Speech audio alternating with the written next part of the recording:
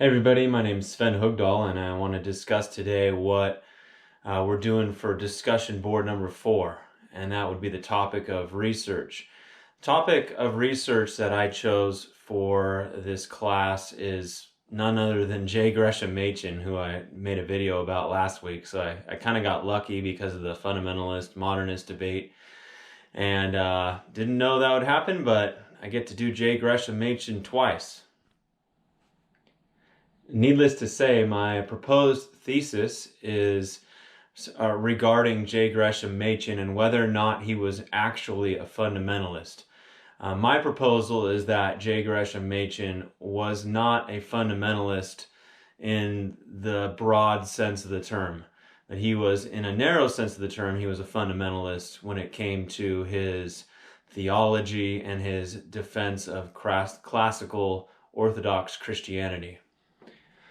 Though it's well known that Machen took the side of the fundamentalists in the fundamentalist modernist debate going on at the turn of the century, Machen was not a fundamentalist in the broad sense for a few different reasons. One of those being his theological differences with many of the fundamentalists. In fact, Machen probably differed from fundamentalists in 7 ways. He believed that they didn't have a good historical perspective. They didn't appreciate scholarship the way he did. They had a substitution of belief, skeletal creeds, and those kinds of things for the classical historical confessions. They had a lack of concern for precise formulation of Christian doctrine. They were pietistic, perfectionistic, and they had those sorts of tendencies.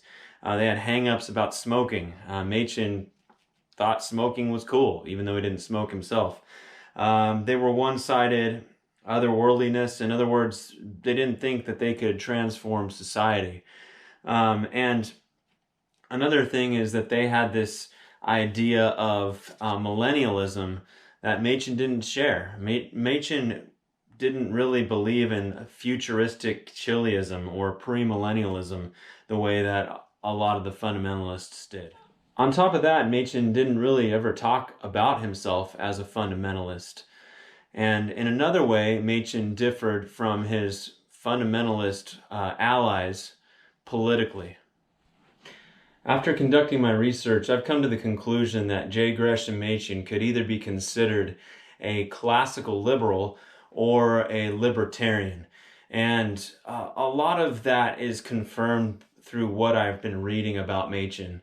Machen definitely agreed with the non-aggression principle, for instance, that it's never okay for anyone to initiate violence against another person, and that would include the state. Because Machen affirmed the non-aggression principle, he was against state violence. He was against the Christian church being involved and using the state to advance its agenda, because that would require the state to exercise force on its behalf. And Machen was opposed to that. He founded Westminster Theological Seminary not in a vacuum, but during a turbulent time in history. The Great Depression was going on, totalitarian governments were forming in Europe. Franklin Roosevelt was proposing expanding government.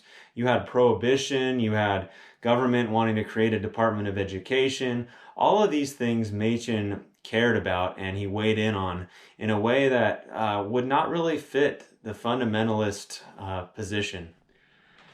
In the same way that Machen was opposed to utilitarianism creeping into the church, he was also opposed to utilitarianism creeping into society through ideas like socialism.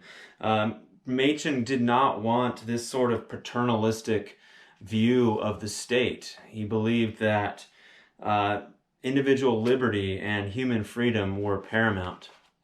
Machen spoke out even against child labor legislation, arguing that it would put the family, the formative and most important part of human life, under the despotic control of government or congressional bureaus.